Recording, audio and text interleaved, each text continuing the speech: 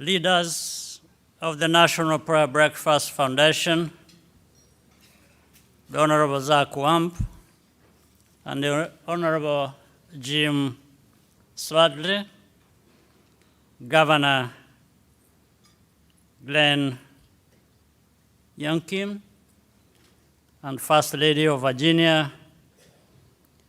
I want also to recognize Grace and Senator Bill Nelson, our dear friends who may not be here in the room, members of Congress, distinguished ladies and gentlemen. I was invited here today to answer a simple question, a question that any Rwandan should be an expert on. After a country loses a million people in a genocide, how do you repair that country? I have asked myself this question for the past 30 years. Every Rwandan has. And I still don't have all the answers. We lost 10% of our population over the course of 3 months in 1994 because the government of the time said the only way to save the country was to kill all the Tutsi down to the last infant. What is a Tutsi? Surprisingly, there is no easy answer to that question. But at that time, all that really mattered is that a Tutsi was a Rwandan who was marked for extermination. I'm going to tell you a bit of that story and also about how we stopped the genocide and have worked to eradicate the evil at its root and prevent its transmission to a new generation. Today, against all odds, our country is peaceful, flourishing, entrepreneurial, and most importantly, united.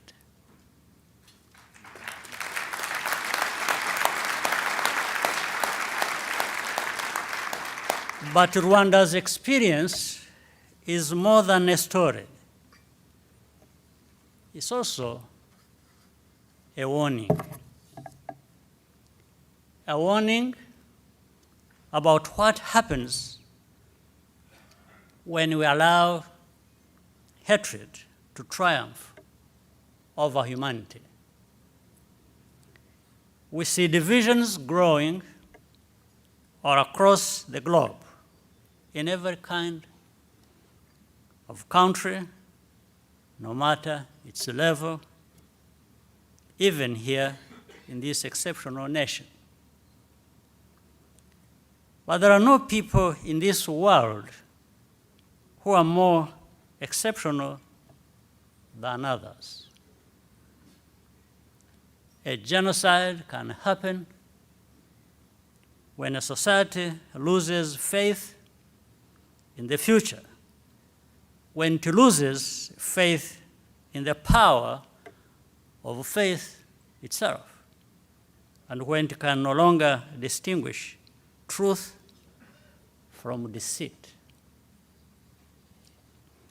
A genocide can happen when political leaders preach division and hatred, while people of faith and people of science remain silent. The story I'm going to tell you is about Rwanda, but is also universal. And the world has not yet learned the lessons which Rwandans have had to learn at an unimaginable cost. Like countless other Rwandans, I was driven into exile at the age of 4. At the time, our country was gaining independence. We grew up in refugee camps, stateless and forgotten, with the constant reminders that we belonged nowhere. We were even being told that Rwanda was full and that would never go home. Within Rwanda, discrimination against Tutsi became official policy against the backdrop of total indifference from the international community. And that included, I'm sorry to say, the endorsement of church leaders in Rwanda, with a few exceptions. In 1990, we took our destiny into our own hands and moved to liberate Rwanda from ethnic dictatorship and recreated a homeland for all Rwandans without distinction.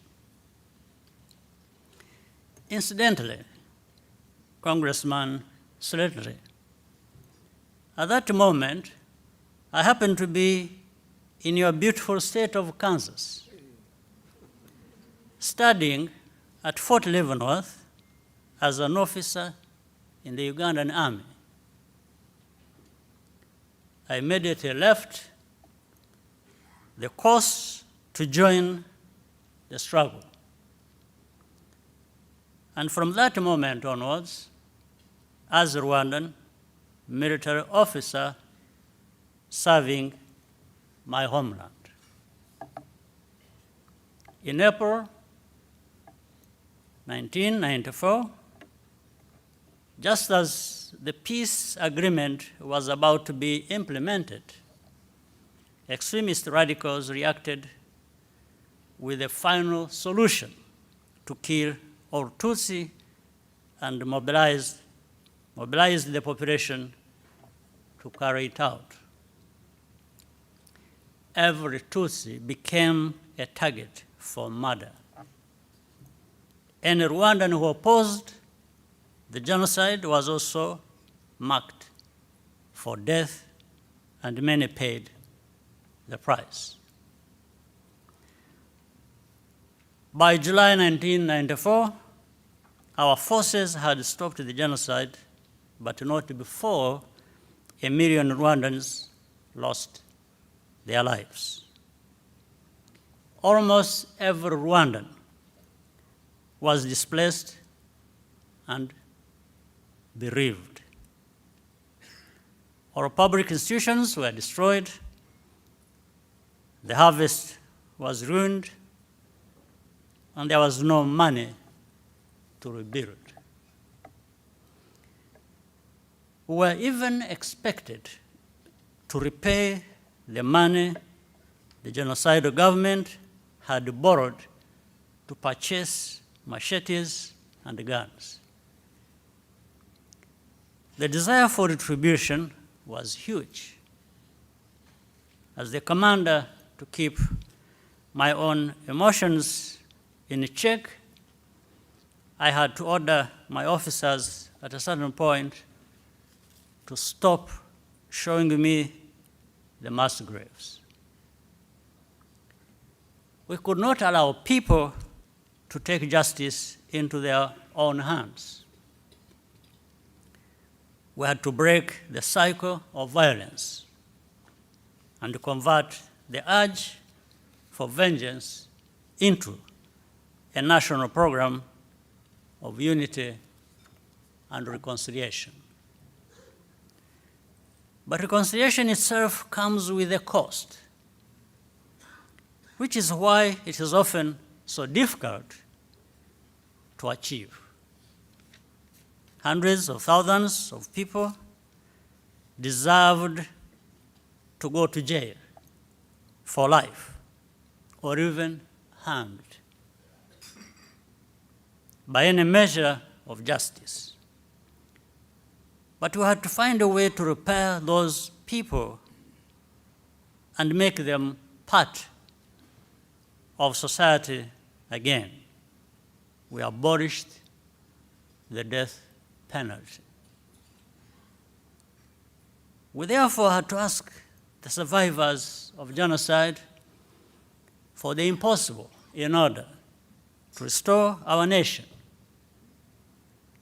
to swallow their anger and bitterness, to live together again with those who they had watched murder their loved ones as their own children flourished. I could not ask anything of the perpetrators. Only the survivors had something left to give: their forgiveness. We had turned the corner in Rwanda, but the same ideology that justified the genocide against the Tutsi is still alive and well in our region. And we see the same indifference from the wider world as in 1994. It's as if those expensive lessons are always lost, and we stare blindly as the same type of situation builds up again and again. Reconciliation is painful but necessary, and requires humility and confidence in equal measure. Most importantly, it requires dedicated leadership which reaches out to all elements of society. Reconciliation is an act of faith because it requires a leap of the imagination, a belief in the unseen, in a reality which all your senses tell you is impossible. It means envisioning a new nation, free of hatred and injustice, and turning that dream into flesh and spirit day by day. The function of leaders is to give people the trust to suspend disbelief for as long as it takes to transform the mindset of the next generation. Throughout this period, I constantly questioned myself. As Rwandans, we doubted ourselves. And for the rest of the world, Rwanda became a metaphor for the worst side of human nature. But Rwandans refuse to be defined by that. Leaders are there to absorb that pain and bear the weight of doubt, not to create more pain and use doubt as a weapon for political ends. This is also the reason why faith leaders were key partners in our effort to rebuild after the genocide. Reconciliation does not always mean resolution. In Rwanda, we do not all agree. The decision to forgive is ultimately a private act of each individual. But reconciliation does not mean that our society has committed itself. It does mean, reconciliation does mean, that our society has committed itself to never again go back to that dark past, no matter what.